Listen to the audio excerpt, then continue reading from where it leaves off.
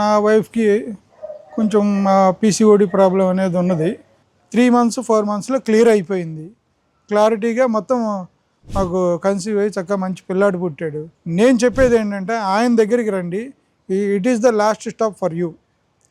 ఇంకా నేను diet plan గురించి ఆలోచించాల్సిన పని లేదు. చాలామంది ఏంటంటే ఏదైనా ప్రాబ్లం ఉందనంటే ఇదిగో ఈ డైట్ చూడు, ఆ డైట్ చూడు అని చెప్తారు. అవన్నీ ఏంటంటే సరైన విధానం తెలియని దారి. ఇప్పుడు ఒక దారి కరెక్ట్ దారి తెలియకపోతే ఈ దారా అని అనుకుంటాను, దాంట్లో తప్పులేదు.